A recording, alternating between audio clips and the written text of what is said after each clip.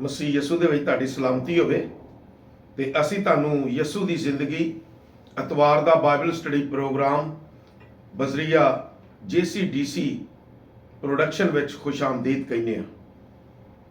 ਤੇ ਮੈਂ ਪਾਦਰੀ ਅਮਜਦ ਇਮਤਿਆਜ਼ ਤੁਹਾਡੇ ਕੋਲ ਖੁਦਾ ਦਾ ਕਲਾਮ ਲੈ ਕੇ ਹਾਜ਼ਰ ਹੋਇਆ ਹਾਂ। ਤੇ ਅੱਜ ਅਸੀਂ ਮੁਕਾਸ਼ਵਾ ਦੀ ਕਿਤਾਬ ਉਹਦਾ ਤੀਸਰਾ ਬਾਬ ਤੇ ਉਹਦੀ 20 ਐਤ ਪੜਾਂਗੇ। ਖੁਦਾ ਦੇ ਕਲਾਮ ਦੇ ਵਿੱਚ ਇੰਜ ਲਿਖਿਆ ਹੈ, ਵੇਖ ਮੈਂ ਬੂਹੇ ਉੱਤੇ ਖਲੋਤਾ ਹੋਇਆ ਖੜਕਾਨਾ ਆ। ਜੇ ਕੋਈ ਮੇਰੀ ਆਵਾਜ਼ ਸੁਣ ਕੇ ਬੂਹਾ ਖੋਲੇਗਾ ਤੇ ਮੈਂ ਉਹਦੇ ਕੋਲ ਅੰਦਰ ਜਾ ਕੇ ਉਹਦੇ ਨਾਲ ਖਾਣਾ ਖਾਵਾਂਗਾ ਤੇ ਉਹ ਮੇਰੇ ਨਾਲ ਖਾਏਗਾ। ਜਿੱਥੇ ਮੈਂ ਉਹਨੂੰ ਆਪਣੇ ਨਾਲ ਤਖਤ ਤੇ ਬਹਾਵਾਂਗਾ। ਖੁਦਾ ਦੇ ਕਲਾਮ ਤੇ ਪੜ੍ਹੇ ਤੇ ਸੁਣੇ ਜਾਣ ਤੇ ਉਹਦੀ ਬਰਕਤ ਹੋਵੇ। ਅਜ਼ੀਜ਼ੋ, ਅੱਜ ਅਸੀਂ ਇਹ ਗੱਲ ਕਰਨਾ ਚਾਹੁੰਦੇ ਹਾਂ ਕਿ ਖੁਦਾ ਦਾ ਕਲਾਮ ਮੁਕਾਸ਼ਵਾ ਦੀ ਕਿਤਾਬ ਦੇ ਵਿੱਚ ਬੜੀ ਇੱਕ ਗੱਲ ਖੋਲਦਾ ਹੈ। ਉਹ ਕੀ ਹੈ ਕਿ ਯਿਸੂ ਮਸੀਹ ਕਹਿੰਦੇ ਨੇ, ਮੈਂ ਤੁਹਾਡੇ ਨਾਲ ਖਾਣਾ ਖਾਣਾ ਚਾਹੁੰਦਾ ਆ।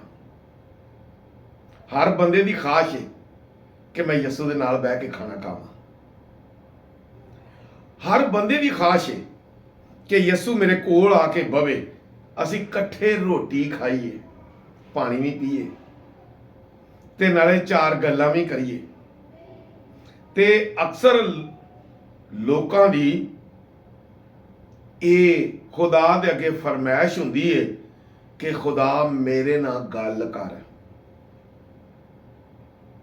ਲੇਕਿਨ ਮੁਕਾਸ਼ਵਾ ਦੀ ਕਿਤਾਬ ਉਹਦੇ ਤੀਜੇ ਬਾਬ ਦੀ 20 ਐਤ ਦੇ ਵਿੱਚ ਖੁਦਾ ਦਾ ਕਲਾਮ ਇਹ ਕਹਿੰਦਾ ਏ, ਮੈਂ ਬੂਹੇ ਤੇ ਖਲੋਤਾ ਖਟਖਟਾਨਾ ਵਾਂ, ਖੜਕਾਣ ਡਿਆ ਤੇ ਬੂਹਾ ਖੋਲ, ਮੈਂ ਅੰਦਰ ਆਉਣਾ ਚਾਹਨਾ। ਜ਼ਰਾ ਗੌਰ ਨਾਲ ਸਮਝੋ ਗੱਲ ਇਸ ਗੱਲ ਨੂੰ। ਇਹ ਕੋਈ ਛੋਟੀ ਨਹੀਂ,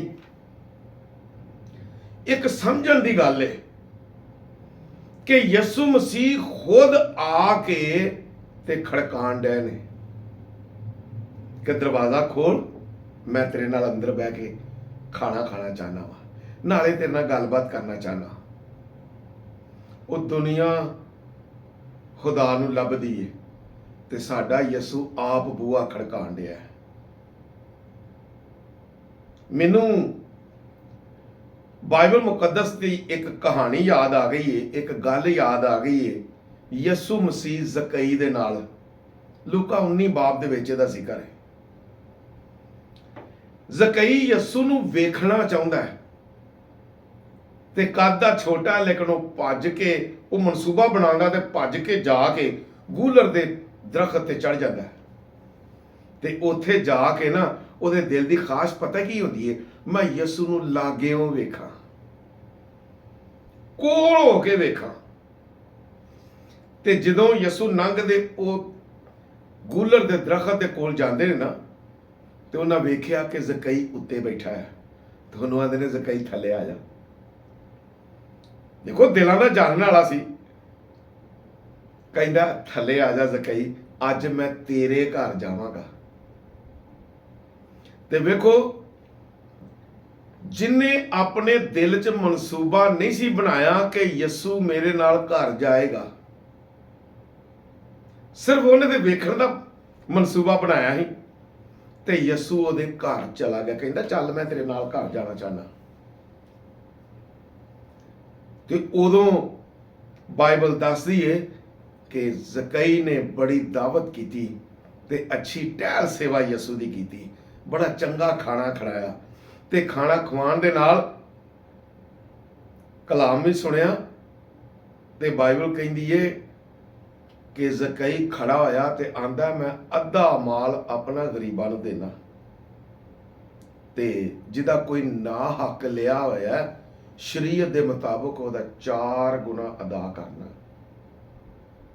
ਕਿਉਂਕਿ ਨਾ ਹੱਕ ਲਿਆ ਹੋਇਆ। ਯਿਸੂ ਮਸੀਹ ਖੁਸ਼ ਹੁੰਦੇ ਨੇ ਤੇ ਆਂਦੇ ਨੇ, ਅੱਜ ਇਸ ਘਰ 'ਚ ਨਜਾਤ ਆਈ ਹੈ। ਕਿਉਂ? ਉਹਨੇ ਪ੍ਰੈਕਟੀਕਲ ਕੀਤਾ ਹੈ।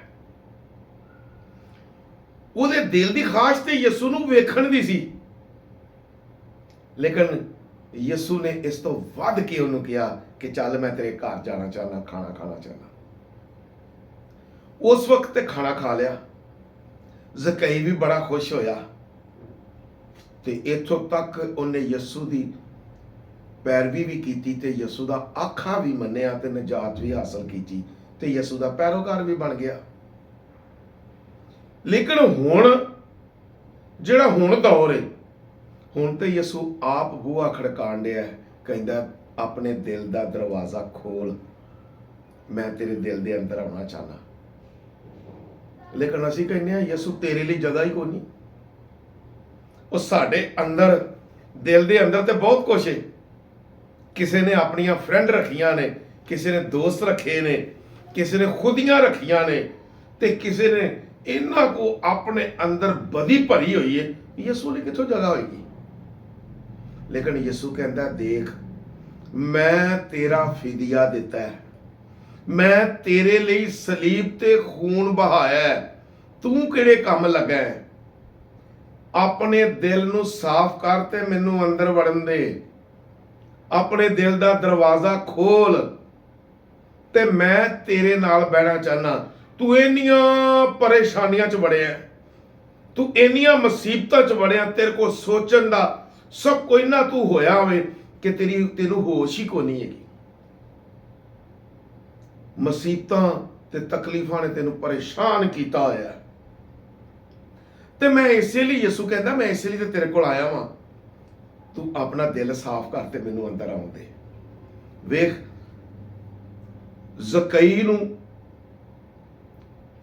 ਯਿਸੂ ਨੇ ਦਰਖਤ ਤੋਂ ਲਾ ਲਿਆ ਤੇ ਉਹਦੇ ਘਰ ਚਲਾ ਗਿਆ ਤੇ ਉਹ ਇੰਨਾ ਖੁਸ਼ ਹੋਇਆ ਕਿ ਹੱਦ ਤੋਂ ਜ਼ਿਆਦਾ। ਤੇ ਮੇਰੇ ਭਰਾਓ ਤੇ ਮੇਰੀ ਭੈਣੋ, ਅੱਜ ਯਿਸੂ ਦਿਲ ਦਾ ਬੂਹਾ ਖੜਕਾਣ ਡਿਆ, ਕਹਿੰਦਾ ਖੋਲ, ਮੈਂ ਤੇਰੇ ਦਿਲ ਦੇ ਅੰਦਰ ਆਉਣਾ ਚਾਹੁੰਦਾ। ਤੇ ਯਿਸੂ ਅੰਦਰ ਆ ਕੇ ਖਾਣਾ ਖਾਣਾ ਚਾਹੁੰਦਾ ਹੈ ਤੇ ਨਾਲੇ ਮਿੱਠੀਆਂ ਮਿੱਠੀਆਂ ਗੱਲਾਂ ਕਰਨਾ ਚਾਹੁੰਦਾ ਹੈ।